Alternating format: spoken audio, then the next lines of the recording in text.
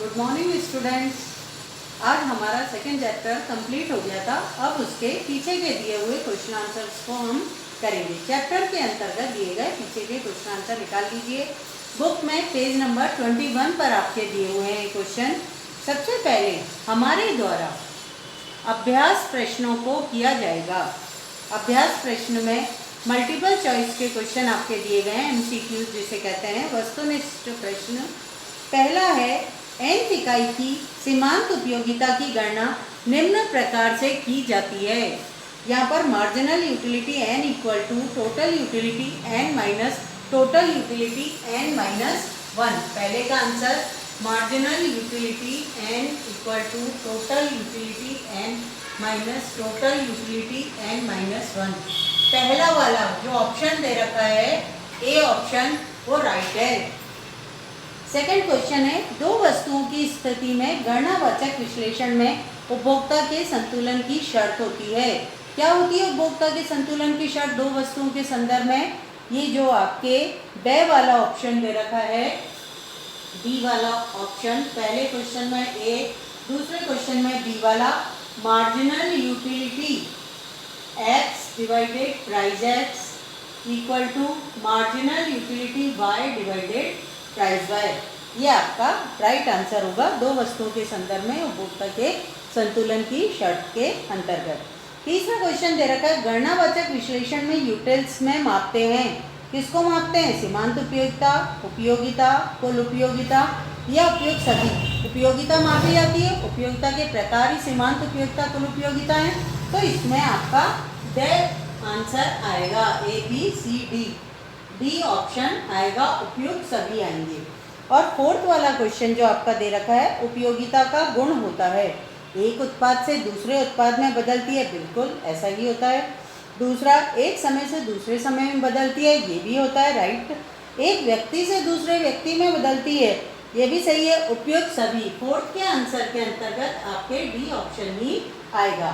Fifth question आपके दे रखा है, एक तटस्थ वक्र का ढाल स्लोप जिसे कहते हैं, बाएं से दाएं गिरता हुआ या घटता हुआ होता है। पांचवें वाले क्वेश्चन के अंतर्गत जो आपका ए ऑप्शन दे रखा है वो राइट है, ये ध्यान रखिए। अब हम आगे बढ़ते हैं। अति लघुत्रात्मक प्रश्न, तटस्थ वक्र की परिभाषा दीजिए। पेज नंबर 16 पर आपके दे रखी है तटस्थ वक्र की परिभाषा। एक तटस्थ वक्र दो वस्तुओं के उन संयोगों को बताता है जिन बंडलों के प्रति या जिन संयोगों के प्रति उपभोक्ता तटस्थ होता है। पेज नंबर 16 पर आपको मिल जाएगी तटस्थ वक्र की परिभाषा। अगला क्वेश्चन है, दो वस्तुओं की स्थिति में गणनावाचक विश्लेषण में उपभोक्ता के संतुलन की शर्त बताइए। दो वस्तुओं के संदर्भ में उपभोक्ता के संतुलन की शर्त, पहली शर्त तो यही होती है,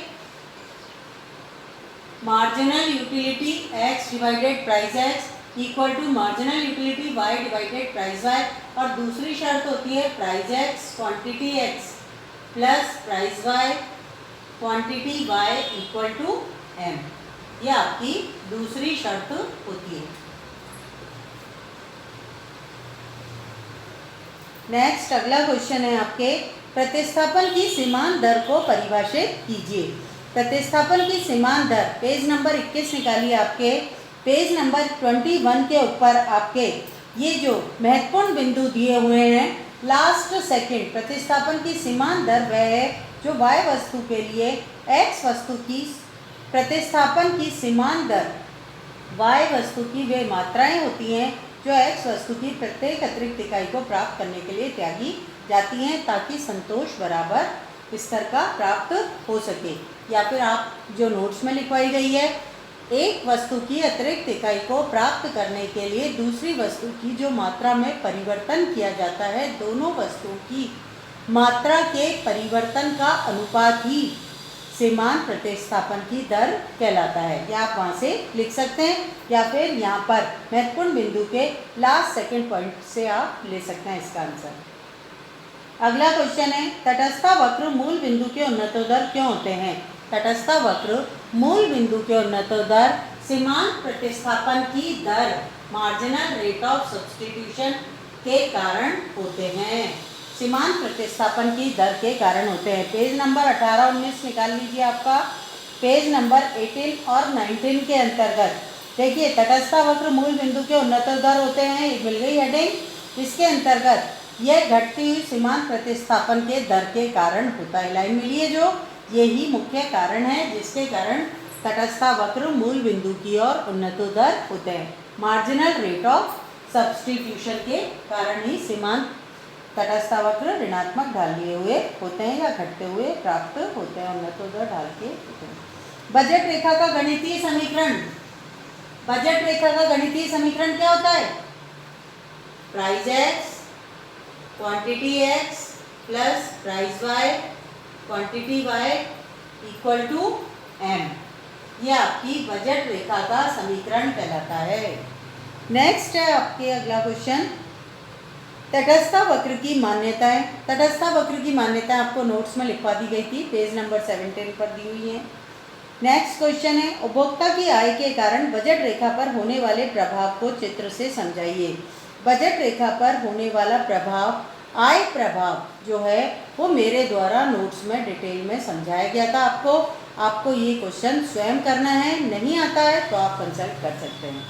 नेक्स्ट है, सीमांत उपयोगिता ह्रास नियम की मान्यताएं। ये भी आपकी बुक के अंदर पेज नंबर 13 पर दिया हुआ मिल जाएगा क्वेश्चन का आंसर। सीमांत उपयोगिता ह्रास नियम की मान्यताएं। अगला क्वेश्चन है, तटस्थ वक्र की प्रमुख विशेषताएं। बुक में पेज नंबर 18 और 19 पर 4 विशेषताएं आपके दी हुई हैं, वहाँ से आप ले सकते हैं। अगला क्वेश्चन है, गणनावाचक विश्लेषण में उपभोक्ता के संतुलन को समझाइए। नोट्स में डिटेल में करवाया गया गणनावाचक विश्लेषण, इसके अर्थशास्त्रियों के नाम, एक वस्तु के संदर्भ में, दो वस्तु के संदर्भ में, दोनों वस्तुएं कीमतें समान होने पर, दोनों वस्तुएं कीमतें असमान होने पर। कंप्लीट उपभोक्ता के संतुलन का अध्ययन हम वहाँ कर चुके हैं। तटस्थ वक्र विश्लेषण की सहायता से उपभोक्ता के संतुलन की शर्तों को समझाइए। ये वेरी इंपॉर्टेंट क्वेश्चन है 12th बोर्ड में आने के लिए। इस क्वेश्चन को आपको अच्छे से करना है। अगला क्वेश्चन है, तटस्थ वक्र की विशेषताओं को समझाइए।